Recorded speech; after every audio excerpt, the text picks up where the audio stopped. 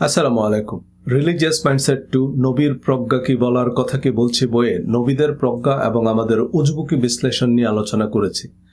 Religious mindset বিশ্বাসে ঢেকে গেলা বইয়ে কোরআনের সাথে আমাদের ধর্মাচারের বৈপরীত্য দেখানোয় সমালোচকরা সহজ সমাধান হিসেবে আমাকে মুনকারিনে হাদিস নামক একটি অদ্ভুত বিশেষণে ভূষিত করলেন এবং কোরআনের পাশাপাশি নবীর প্রজ্ঞা ও জীবন আদর্শের অনুসরণের কথা মনে করিয়ে দিচ্ছেন।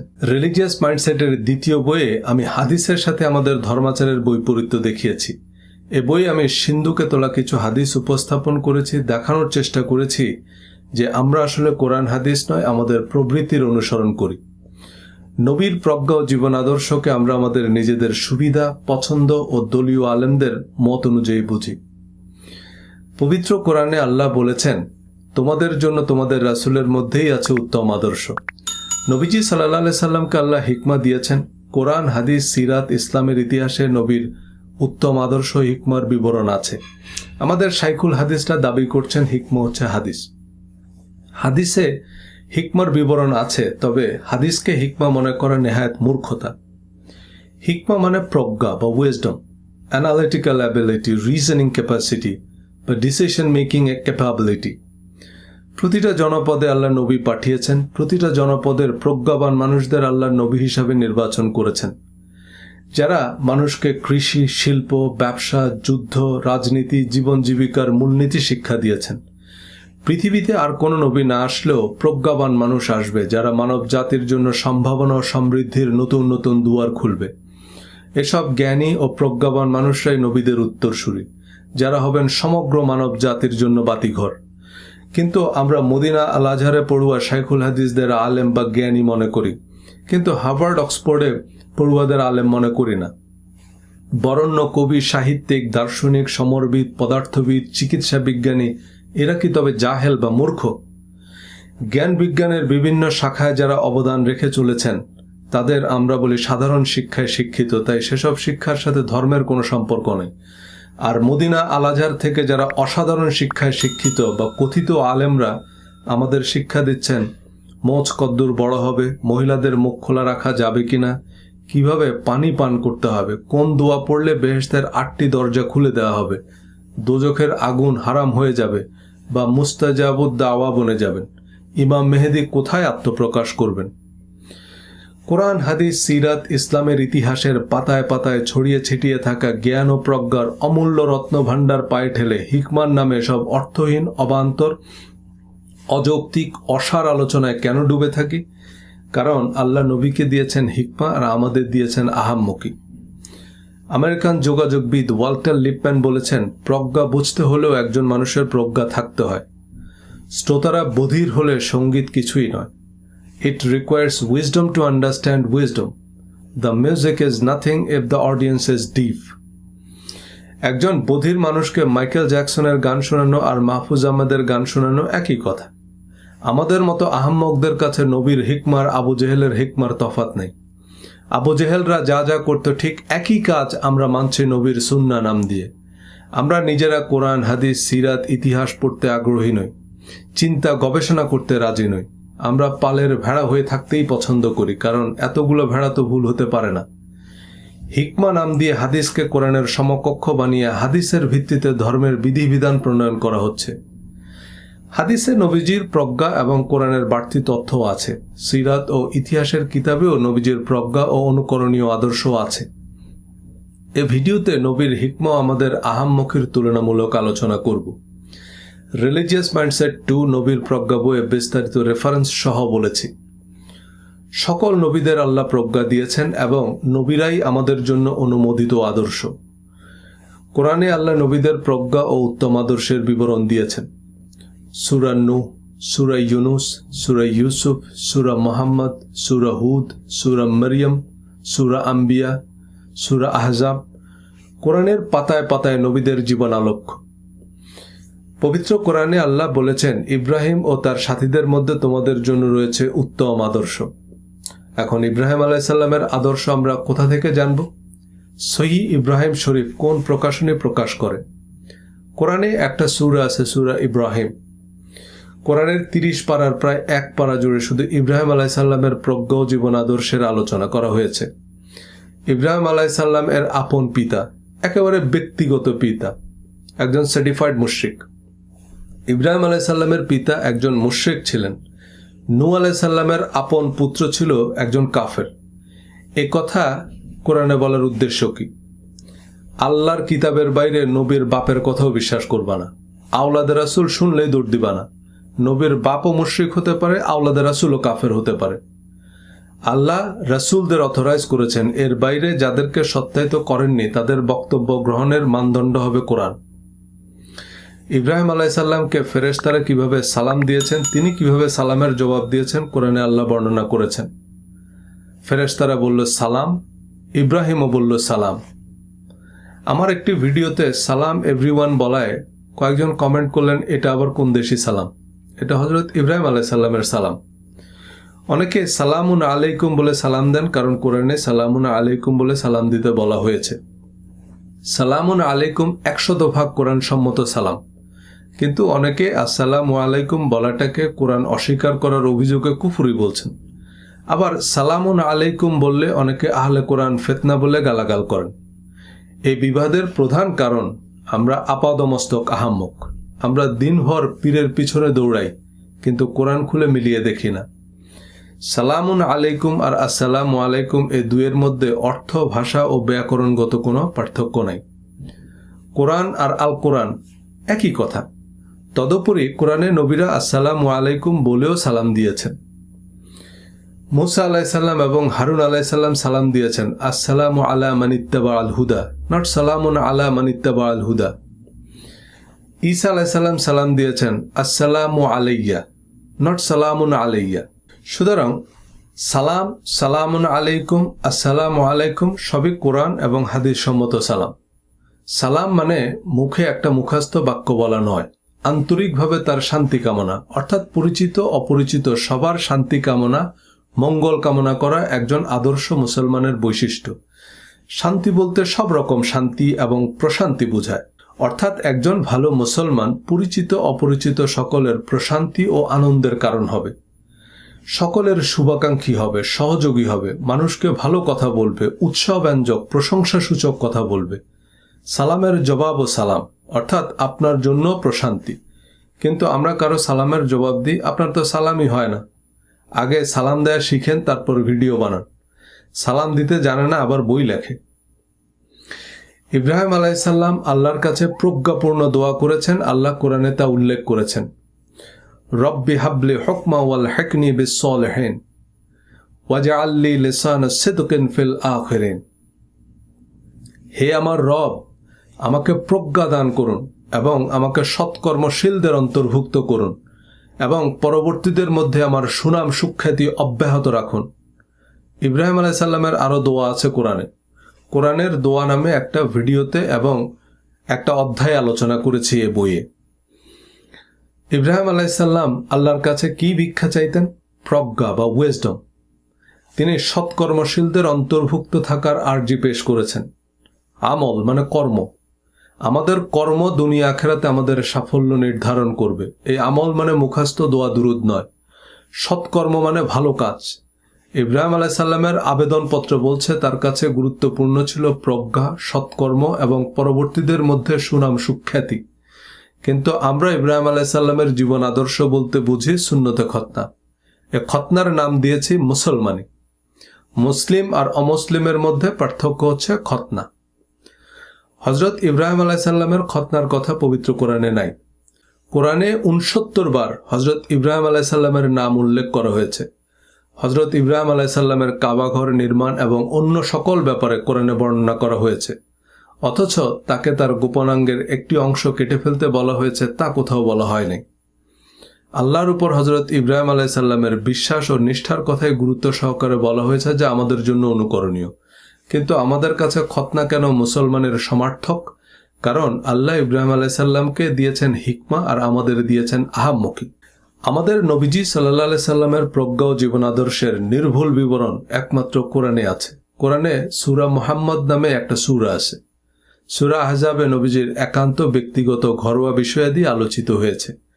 এছাড়া কোরআনের বিধিনিষেধ সংক্রান্ত আয়াতগুলো আল্লাহ নবীকে উদ্দেশ্য করে বলেছেন, হে নবী আপনি বলুন, হে নবী আপনি পড়ুন, হে নবী আপনি জানিয়ে দিন।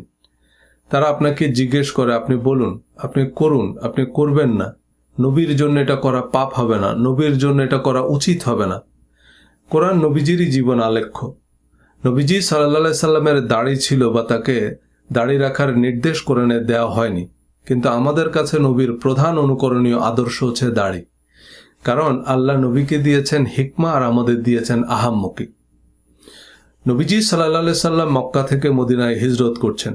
তার প্রচণ্ড মন খারাপ। এর আগে তিনি তায়েফে গিয়েছেন, তায়েফবাসী তাকে পাথর মেরেছে। মদিনাবাসী বিশ্বাসঘাতকতা করলে তার আর যাওয়ার জায়গা নেই। আল্লাহ নবীজিকে দোয়া শিখিয়ে দিচ্ছেন যে, হে নবী, আপনি আমার কাছে এই দোয়াটা করুন। রব্বি আদখিলনি মুদখালা সিদকিন ওয়াখরিজনি মুখরাজা সিদকিন ওয়াজআলনি মিন লাদুনকা সুলতানান নাসীরা। And say, my Lord, grant me an honorable entrance and an honorable exit, and give me a supporting authority from yourself. হে আল্লাহ, আমাকে মদিনায় সম্মানিত করেন এবং আপনার পক্ষ থেকে আমার জন্য সাহায্যকারী আনসার প্রেরণ করেন। এ দোয়ার বদৌলতে আল্লাহ নবীজিকে মদিনার বাদশাহ বানিয়েছেন। সমগ্র মদিনাবাসীকে আল্লাহ আনসার, সাহায্যকারী বানিয়ে দিয়েছেন। কিন্তু কোরআনের রেডিমেড দোয়া আমাদের মনোপুত হয় না। আবু হুজাইফা থেকে আবু কুরাইজা, তার থেকে আবু নুসাইফা, এভাবে 7 সমুদ্র 13 নদী পাড়ি দিয়ে একটা সহি দোয়া খুঁজে বের করি। আর কোরআনের পাতায় পাতায় আল্লাহ নবী রাসূলদের তাৎপর্যপূর্ণ দোয়া বর্ণনা করেছেন, তা আমাদের পর্যাপ্ত মনে হয় না। হযরত আদম আলাইহিস সালাম আল্লাহর আদেশ অমান্য করে যখন আল্লাহর বিরাগ ভাজন হলেন, তিনি কাঁদতে কাঁদতে পেরেশান হয়ে গেলেন। কোনো দোয়ায় কোনো কাজ হয় না। শেষে যে দোয়ায় আরশে আজিমের দুয়ার খুলেছে, সে পাসওয়ার্ড আল্লাহ কোরআনে বলে দিয়েছেন। আল্লাহ বলেন, আমি আদম ও হাওয়াকে তখন ক্ষমা করেছি যখন তারা বলল, রব্বানা যালামনা আনফুসানা ওয়া ইল্লাম তাগফির লানা ওয়া তারহামনা লানাকুনান্না মিনাল খাসিরিন। হে আমাদের রব, আমরা নিজেদের উপর জুলুম করেছি, আর যদি আপনি আমাদেরকে ক্ষমা না করেন এবং আমাদেরকে দয়া না করেন, তবে আমরা অবশ্যই ক্ষতিগ্রস্তদের অন্তর্ভুক্ত হব। হযরত নূহ আলাইহিস সালাম আল্লাহর কাছে কি দোয়া করতেন? আল্লাহ নিজেই বর্ণনা করেছেন, কোনো ভায়া মিডিয়া নেই। সূরা হুদের 47 নম্বর আয়াতে আল্লাহ আমাদের শেখাচ্ছেন হযরত নূহ আলাইহিস সালামের দোয়া, যে সে বলল, রব্বি ইন্নী আউযু বিকা আন আসআলাকা মা লাইসা লি বিহি ইলম। হে আমার রব, যে বিষয়ে আমার জ্ঞান নেই, আমি যেন আপনার কাছে সে প্রার্থনাই না করি। নূহ আলাইহিস সালামের মতো এত মর্যাদাবান নবী, যার নামে কোরআনে একটা সূরা আছে, সূরা নূহ, তিনি জানতেন যে তিনি সব বিষয়ে জানেন না। আর আমরা নিজেদের আল্লামা দাবি করি। আল্লামা শব্দের অর্থ সর্বজ্ঞ, এটা আল্লাহর উপাধি। হযরত জাকারিয়া আলাইহিস সালামের সন্তান হয় না, তো তিনি কোন দরগায় মানত করলেন? আল্লাহ বলে দিচ্ছেন, হুনালিকা দাআ জাকারিয়া রব্বাহু। সেখানে জাকারিয়া তার রবের কাছে দোয়া করল, রব্বি হাবলি মিন লাদুনকা যুররিয়াতান তাইয়্যিবাতান ইন্নাকা সামিউদ দুআ।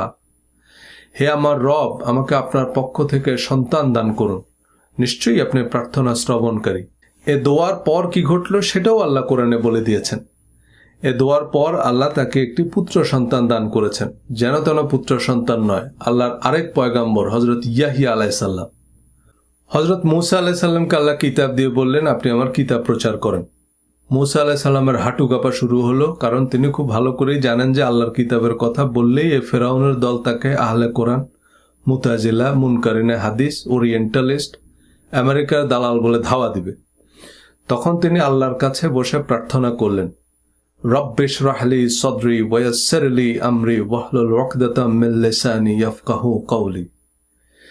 যে হে আল্লাহ, আপনি আমার বক্ষ প্রশস্ত করে দিন, আমার বুক ফুলিয়ে দিন এবং আমার কাজ সহজ করে দিন, আমার জিহ্বার জড়তা দূর করে দিন, যাতে আমি নির্ভয়ে, নিঃসংশয়ে, নির্দ্বিধায় সত্য প্রচার করতে পারি, যাতে তারা আমার কথা বুঝতে পারে। এই কথাটাকে ভাবানুবাদ করেছেন রবীন্দ্রনাথ ঠাকুর। অন্তর মম বিকশিত করো অন্তরতর হে, নির্মল করো উজ্জ্বল করো সুন্দর করো হে, জাগ্রত করো উদ্যত করো নির্ভয় করো হে, মঙ্গল করো নিরলস নিঃসংশয় করো হে। এই কবিতার জন্য রবীন্দ্রনাথ ঠাকুর নোবেল পুরস্কার পেয়েছেন। আর আমাদের গবেষণার বিষয়, মূসা আলাইহিস সালাম তার ভাই হারুন আলাইহিস সালামের চুল ও দাড়ি ধরে টেনেছেন, অর্থাৎ হারুন আলাইহিস সালামের দাড়ি ছিল, সুতরাং দাড়ি রাখার কথা কোরআনে আছে। যদিও এই যুক্তিতে চুল রাখা ফরজ হয়নি, কারণ মুসা আলাইহিস সালামকে আল্লাহ দিয়েছেন হিকমা আর আমাদের দিয়েছেন আহাম্মকি।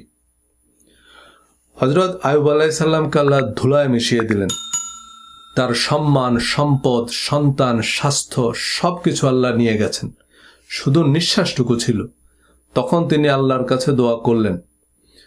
কোরআনের সূরা 21 আয়াত 83, আন্নি মাসসানিয়া দুররু আনতা আরহামুর রাহিমিন, যে হে আল্লাহ, আমি না হয় জগতের সবচেয়ে দুঃখী মানুষ, কিন্তু আপনি তো সর্বশ্রেষ্ঠ দয়ালু। হযরত আইয়ুব আলাইহিস সালামের এই দোয়ায় আল্লাহ লজ্জিত হয়ে গেলেন এবং তাকে তার সবকিছু আবার ফিরিয়ে দিলেন। আবার হযরত সুলাইমান আলাইহিস সালামকে আল্লাহ এমন বাদশাহী দিলেন, তিনি নবীর ছেলে নবী, বাদশার ছেলে বাদশাহ। সমস্ত সৃষ্টিকুলের উপর আল্লাহ তাকে কর্তৃত্ব দিয়েছেন। মানুষ, জিন, ডাইনোসরের মতো প্রকাণ্ড প্রকাণ্ড প্রাণী নিয়ে হযরত সুলাইমান আলাইহিস সালামের আর্মি। এই প্রতাপশালী আর্মি যখন দুনিয়া কাঁপিয়ে মার্চ করছিল, তখন একটা পিঁপড়া বলল, সুলাইমানের আর্মি আসছে, ভাগ, পায়ের নিচে পড়ে মরবি। হযরত সুলাইমান আলাইহিস সালাম পিঁপড়ার এই কথাটা শুনেছেন এবং এই পিঁপড়ার জন্য তিনি তার আর্মি হল্ট করলেন। আজব দুনিয়া গজব কাহিনী বলছি না, কোরআনের কাহিনী বলছি। কোরআনে একটা সূরা আছে, সূরা নামল। এই নামল শব্দের অর্থ পিঁপড়া, যেন তেন পিঁপড়া নয়, যে পিঁপড়ার জন্য বাদশাহ সুলাইমান তার আর্মি হল্ট করেছেন এবং সেখানে বসে তিনি আল্লাহর কাছে অত্যন্ত তাৎপর্যপূর্ণ এক দোয়া করলেন। সূরা নামলের 19 নম্বর আয়াত, রব্বি আউজি'নি আন আশকুরা নি'মাতাকাল্লাতী আন'আমতা আলাইয়া ওয়া আলা ওয়ালিদাইয়া ওয়া আন আ'মালা সালিহান তারদাহু ওয়াদখিলনি বিরহমাতিকা ফি ইবাদিকাস সালিহিন। হে আমার রব, আপনি আমাকে এবং আমার পিতাকে যে নিয়ামত দিয়েছেন তার জন্য আমাকে শুকরিয়া অবনত করেন, তার জন্য আমার মাথা নত করে দেন, আর আমি যাতে এমন ভালো কাজ করতে পারি যা আপনি পছন্দ করেন, আর অনুগ্রহ করে আপনি আমাকে আপনার সৎকর্মপরায়ণ বান্দাদের অন্তর্ভুক্ত করুন। আপনি আমাকে আড়াল করে দাঁড়ান, আমি যেন অসৎ মন্দ কাজ থেকে দূরে থাকতে পারি। এই কথাগুলোকে ভাবানুবাদ করেছেন রবীন্দ্রনাথ ঠাকুর। আমার মাথা নত করে দাও হে তোমার চরণ ধুলার তলে, সকল অহংকার হে আমার ডুবাও চোখের জলে। আমারে না যেন করি প্রচার আমার আপন কাজে, ওয়ান আমালা সালিহান তারদাহু, তোমারই ইচ্ছা করো হে পূর্ণ আমার জীবন মাঝে। ওয়াদখিলনি বিরহমাতিকা ফি ইবাদিকা সালিহিন, আমারে আড়াল করিয়া দাঁড়াও হৃদয় পদ্ম দলে, সকল অহংকার হে আমার ডুবাও চোখের জলে। খেয়াল করুন আল্লাহ নবীদের জীবন আদর্শের মাধ্যমে আমাদের কি শিক্ষা দিচ্ছেন, যে আয়ুবের মতো ধুলায় মিশে গেল হিম্মত হারাবানা, বিশ্বাস হারাবানা। আবার সুলাইমানের মতো বাদশাহ হলেও একটা পিঁপড়াকে নজরান্দাজ করবানা। সুলাইমান আলাইহিস সালামের মতো বাদশাহ হলে পিঁপড়া তো পিঁপড়া, এই দুনিয়াটাকে আমাদের কাছে টেনিস বলের মতো মনে হবে। দুঃসময়ে ধৈর্য ধারণ করা কঠিন, কিন্তু তার চেয়ে অনেক বেশি কঠিন সুসময়ে বিনয় অবনত থাকা। শক্তির একটা নিজস্ব ধর্ম আছে। আপনার কাছে যখন অর্থ, খ্যাতি বা ক্ষমতা থাকবে, তখন আপনি বুঝবেন নিষ্কুলুষ নিরহংকার থাকা কত কঠিন। আমরা অহংকার করি না, কারণ আমাদের অহংকার করার মতো কিছু নাই। পৃথিবীতে অহংকারী হওয়ার সবচেয়ে বেশি সুযোগ ছিল সুলাইমান আলাইহিস সালামের। তিনি দুনিয়ায়ও বাদশাহ, আখেরাতেও বাদশাহ। সুলাইমান আলাইহিস সালামের মতো বাদশাহী আল্লাহ ফেরাউনকেও দিয়েছেন, কিন্তু ফেরাউন শুকরিয়া আদায় করা তো দূরের কথা, নিজেকেই খোদা দাবি করেছে। আল্লাহ তাকে দুনিয়াবাসীর সামনে অপদস্থ করেছে। নবীরা আল্লাহর কাছে বিনয়ী থাকার, সৎকর্মশীল থাকার, নির্ভীক সত্যনিষ্ঠ থাকার প্রার্থনা করতেন। একমাত্র আল্লাহর কাছে সাহায্য প্রার্থনা করতেন। অহংকার আমাদের দুনিয়া আখেরাত বরবাদ করে দেয়। আমাদের অহংকার বা বিনয় প্রকাশিত হয় আমাদের কর্মে। হিটলার, মুসোলিনি প্রথম বিশ্বযুদ্ধের ধ্বংসস্তূপ থেকে জার্মানি ইতালিকে অজেয় পরাশক্তি বানিয়েছে, কিন্তু তাদের অন্ধ অহমিকা আর প্রতিশোধের নেশা তাদের ইতিহাসের আবর্জনায় পরিণত করেছে। হিটলার, মুসোলিনির উত্থান পতনের বিপরীতে বিশ্বজয়ের অব্যর্থ রণনীতির যে উপমা ইসলামের নবী রেখে গেছেন, তা পৃথিবীর ইতিহাসে নজিরবিহীন। নবীজির পথে কাটা দেয়া বুড়ির সেবা করার গল্প আমরা শুনি বিভিন্ন ওয়াজে। তবে এ কাজ করার জন্য নবীজির মতো মহামানব হওয়ার দরকার নেই। একজন সাধারণ ভালো মানুষও এমনটাই করবে। একটা বুড়ি, তাও আবার অসুস্থ, তার খোঁজ খবর নেওয়া তো একেবারে সাধারণ ভদ্রতা। মরণাপন্ন বুড়ির উপর প্রতিশোধ নেয়া একজন সাধারণ ভদ্রলোকের জন্যও বেমানন। কিন্তু প্রবল প্রতাপশালী শত্রুকে শুধু ক্ষমা নয়, প্রধান মিত্রে পরিণত করেছেন। তার অসংখ্য নজির ইসলামের নবী রেখে গেছেন, যা পৃথিবীর ইতিহাসে বিরল। বদরের যুদ্ধে মুসলমানদের প্রতিপক্ষ দলের সেনাপতি আবু জেহেল মারা যাওয়ার পর অহুদ, খন্দক সহ মুসলমানদের বিরুদ্ধে পরিচালিত সকল যুদ্ধে সেনাপতি ছিলেন আবু সুফিয়ান। ওহুদের যুদ্ধে নবীজি সাল্লাল্লাহু সাল্লামের চাচা মুহাবির আমির হামজার মৃতদেহের বুক চিরে কলিজা বের করে খেয়েছে আবু সুফিয়ানের স্ত্রী হিন্দা। কিন্তু নবীজি সাল্লাল্লাহু সাল্লাম মক্কা বিজয়ের পর ঘোষণা দিলেন, যারা আবু সুফিয়ানের বাড়িতে আশ্রয় নেবে তারা নিরাপদ। তৎকালীন আরবে এটা ছিল কাউকে সর্বোচ্চ সম্মান দেখানোর রীতি। শুধু আবু সুফিয়ান নয়, আবু সুফিয়ান যাদের আশ্রয় দেবে তারাও নিরাপদ। এটা শুধু যুদ্ধ কৌশল নয়, রাসূল সাল্লাল্লাহু সাল্লাম তার প্রজ্ঞা ও দূরদর্শিতায় আবু সুফিয়ানের মতো প্রধান শত্রুকে প্রধান মিত্রে পরিণত করেছেন। আবু সুফিয়ানের ছেলে হযরত মুয়াবিয়া রাদিয়াল্লাহু তাআলা আনহু প্রায় 2 দশক মুসলিম জাহানের খলিফা ছিলেন এবং পরবর্তীতে উমাইয়ারা প্রায় 100 বছর মুসলিম বিশ্ব শাসন করে। এই উমাইয়া বংশ মানে আবু সুফিয়ান বংশ। ওহুদের যুদ্ধে খালিদ বিন ওয়ালিদের পাল্টা আক্রমণে মুসলমানরা বিপর্যস্ত হয়। সে খালিদ বিন ওয়ালিদ শুধু ক্ষমাই পাননি, নবীজি সাল্লাল্লাহু আলাইহি সাল্লাম তাকে সাইফুল্লাহ বা আল্লাহর তলোয়ার উপাধিতে সম্মানিত করেছেন। তিনি দুনিয়া বিস্তৃত মুসলিম জাহানের প্রধান সেনাপতি নিযুক্ত হয়েছেন। শতাধিক যুদ্ধে মুসলমানদের বিজয় এনে দিয়েছেন দিগ্বিজয়ী মহাবীর খালিদ বিন ওয়ালিদ। সম্প্রতি পাকিস্তানের এক ফুলব্রাইট ফেলো বিশ্ববিদ্যালয় শিক্ষককে ফেসবুকে ধর্ম অবমাননার দায়ে মৃত্যুদণ্ড দেওয়া হয়। তার পক্ষে মামলা লড়ায় তার আইনজীবীকে গুলি করে হত্যা করে উগ্রবাদীরা। কিন্তু নবীজি সাল্লাল্লাহু আলাইহি সাল্লামের প্রধান প্রতিপক্ষ আবু জেহেল পুত্র ইকরিমা বদর উহুদ যুদ্ধে তো অনেক সাহাবীকে হত্যা করেছেই। মক্কা বিজয়ের সময়ও হারামের সীমানায় অর্থাৎ যুদ্ধ নিষিদ্ধ এলাকায় মুসলমানদের উপর ইকরিমা ব্যর্থ আক্রমণ করে। আবু সুফিয়ান সহ মক্কার সকল কাফেররা সাধারণ ক্ষমা পেলেও ইকরিমার মৃত্যুদণ্ডের রায় দেয়া হয় যুদ্ধ অপরাধের দায়ে। ইকরিমা মক্কা থেকে পালিয়ে যায়। তার স্ত্রী এসে তার হয়ে নবীজির কাছে ক্ষমা চাইলে নবীজি ইকরিমাকে মক্কায় ফিরে আসতে বলেন। ইকরিমাকে ফিরে আসতে দেখে নবীজি সবাইকে বললেন, ইকরিমা ইবনে আবু জেহেল আসছে, তোমরা তার সামনে তার বাবাকে গালি দিও না। হযরত ইকরিমা রাদিয়াল্লাহু তাআলা আনহু নবীজি সাল্লাল্লাহু আলাইহি সাল্লামের এই অবিশ্বাস্য ক্ষমায় অভিভূত হয়ে প্রতিজ্ঞা করলেন, ইয়া রাসূলুল্লাহ, আমি ওয়াদা করছি ইসলামের বিরুদ্ধে যত শক্তি আর অর্থ আমি ব্যয় করেছি, ইসলাম প্রতিষ্ঠায় আমি তার দ্বিগুণ করব। রোমান সাম্রাজ্যের বিরুদ্ধে ইয়ারমুকের মহাযুদ্ধে সেনাপতি খালিদ বিন ওয়ালিদ যখন পিছু হাঁটার সিদ্ধান্ত নিলেন, হযরত ইকরিমা বললেন, আল্লাহর রাসূলের সাথে আমার কিছু ওয়াদা আছে। সেনাপতি খালিদ বিন ওয়ালিদের হুঁশিয়ারি অগ্রাহ্য করে হযরত ইকরিমা দুর্ধর্ষ রোমান সৈন্যদের দুর্ভেদ্য চক্রভেদ করেন। অতি মানবের মতো লড়াই করে প্রতাপশালী রোমানদের বিরুদ্ধে মুসলমানদের জিতিয়েছেন হযরত ইকরিমা ইবনে আবু জেহেল। খালিদ বিন ওয়ালিদের পরিবর্তে ইকরিমা ইবনে আবু জেহেল মুসলিম জাহানের প্রধান সেনাপতি নিযুক্ত হন।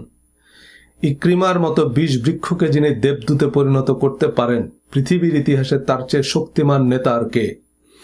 ভিন্ন মত সত্ত্বেও তাদের মঙ্গল কামনা করতে পারাই সৎকর্ম। ইকরিমার মতো জঘন্য যুদ্ধ অপরাধীকে নিঃশর্ত ক্ষমা ও সেনাপতির মর্যাদা দিতে পারাই নবীর হিকমা। রবীন্দ্রনাথের ভাষায়, যাহারা তোমার বিষাইছে বায়ু, নিভাইছে তব আলো, তুমি কি তাদের ক্ষমা করিয়াছ, তুমি কি বেসেছ ভালো? পৃথিবীর ইতিহাসের গতিপথ বদলে দেয়া প্রজ্ঞাবান মানুষদের তালিকায় হযরত মুহাম্মদ সাল্লাল্লাহু আলাইহি সাল্লাম প্রথম। কারণ তিনি উটের দুধ পান করতেন, খেজুর খেতেন, তিনি বগলের নিচের পশম টেনে টেনে তুলতেন, তিনি জয়তুনের ডাল দিয়ে মেসওয়াক করতেন, ডান হাতে পানি পান করতেন। আলহামদুলিল্লাহ, আমরা আহাম্মকুল্লারা বয়ান করছি হিকমা উল্লাহর জীবন আদর্শ। হাদিসের কিতাবে নবীজির প্রজ্ঞার বিবরণ আছে, তবে তা আমাদের নজরে পড়ে না, কারণ আমরা খুঁজছি উটের মুতের ফজিলত আর ডিলাকুলুপের ফাজাইল। হাদিসের 7 সমুদ্র সেচে আমরা কোরআনের সাথে সম্পর্কহীন, দুনিয়া আখেরাতে গুরুত্বহীন কিছু বিতর্কিত বিষয় তুলে আনি। টাকনুর নিচে কাপড় ঝুলিয়ে পড়লে সে জাহান্নামে যাবে, এটা কোনো প্রজ্ঞাবান মানুষের কথা হতে পারে? নবীজি সাল্লাল্লাহু আলাইহি সাল্লাম এমন কথা বলেননি। তিনি বলেছেন, যারা অহংকার বশত টাকনুর নিচে কাপড় ঝুলিয়ে পড়ে তারা আল্লাহর কৃপা দৃষ্টি পাবে না। এই হাদিসের কি ওয়ার্ড হচ্ছে অহংকার বশত। হাদিসের পরের অংশে লেখা আছে, হযরত আবু বকর রাদিয়াল্লাহু তাআলা আনহু বললেন, ইয়া রাসূলুল্লাহ, আমার নিজেরও তো টাকনুর নিচে কাপড় ঝুলে থাকে। নবীজি সাল্লাল্লাহু আলাইহি সাল্লাম বললেন, আপনি তো আর এটা অহংকার বশত করেন না। অহংকার করে যদি কেউ একটা টুপিও মাথায় দেয়, সেও গুনাহগার। অহংকার বোধ থেকে যদি কেউ নামের আগে আল্লামা, নামের শেষে মাদানী আজহারি লাগায়, সেও আল্লাহর কৃপা দৃষ্টি থেকে বঞ্চিত হবে।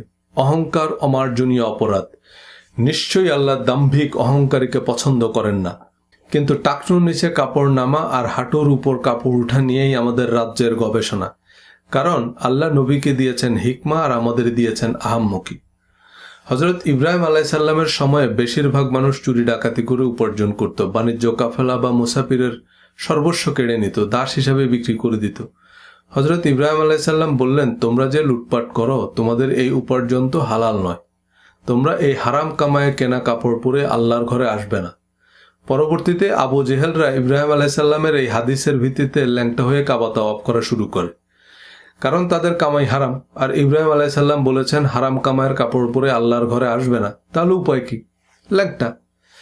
হযরত ইব্রাহিম আলাইহিস সালাম বোঝাতে চেয়েছেন যে তোমরা হালাল উপার্জন করো, কিন্তু তিনি তো আর বুঝতে পারেননি যে এই আহাম্মকের দল ল্যাংটা হয়ে কাবা তাওয়াফ করবে কিন্তু চুরি ডাকাতি ছাড়বে না। ধন্যবাদ।